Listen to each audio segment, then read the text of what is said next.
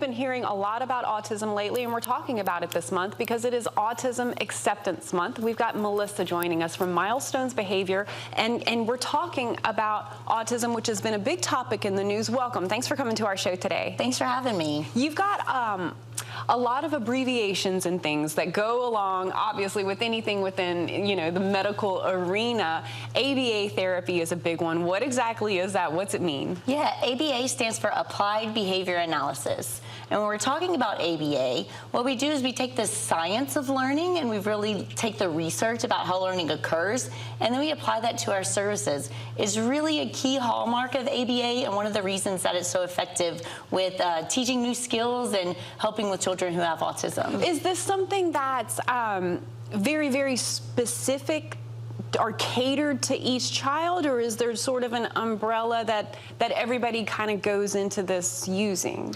Well, with autism, it's definitely an umbrella spectrum. Every child that we meet is very different. Their needs are very different. For our services, everything is individualized, so we're going to tailor it specifically to that child's needs and their family's needs because they are all so different. We know that early diagnosis is really, really key to working with folks with autism, especially children. What are some of the earliest signs that parents can look for in their children? Yeah, a couple of signs that you can look for early on is environmental awareness. So that means just reactions to loud noises, social interactions, even with the young infancy stage. Do they orient towards someone who's looking at them? And interactions with items and toys from a young age. Do they hold the rattle and shake it, or are they just really not interested? So looking for those early signs of being aware of the environment, interest in toys, or some of the really early signs you can look for. Some of those things are hard to determine, though, even as a parent. Is there an age range? Obviously, you're talking about rattles and things like this, but what about in later stages of a child's development? What are, at ages 2 and 3 and 4 when you're more mobile and maybe you're supposed to be chattering and things like that? Yeah, language is a really big one. Checking with your pediatrician, looking at those milestones is going to really help that. Parents aren't always aware of when you're supposed to be hitting all of those milestones.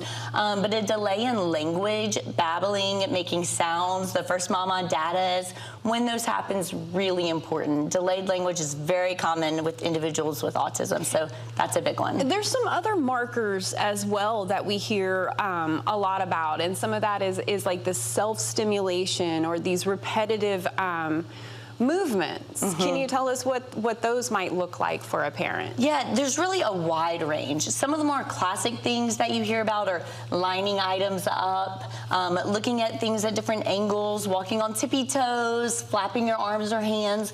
It can also be more subtle things, though, like intolerance to a change in routine, big behaviors when things are out of place or not exactly where they're supposed to be.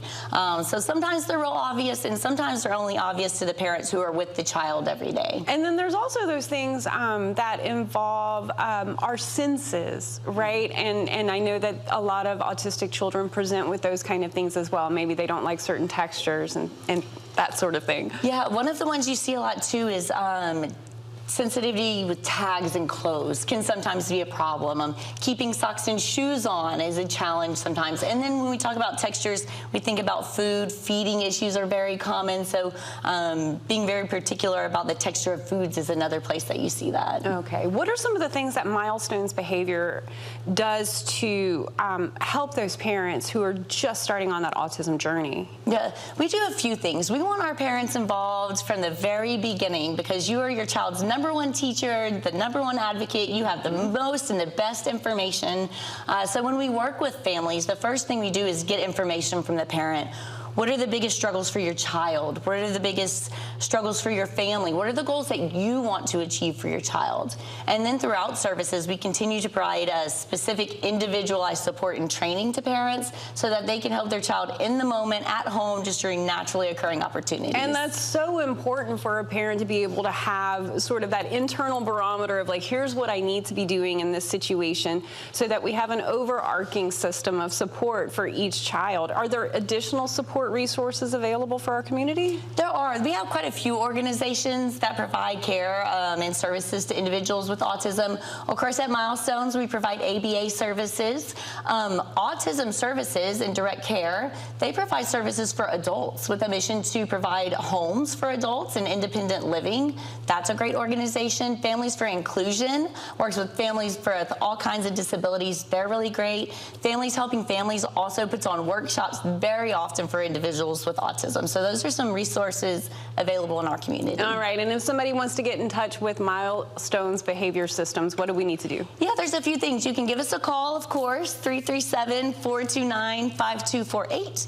Email us, info@milestonesbehavioral.com, or check out our website, which is also milestonesbehavioral.com. All right, all the information is right there on the screen, so you can reach out and get in touch with Melissa and the team over at Milestone. Thank you so much for coming in. Thank you. All right, and stay with us. We'll be right back after the break.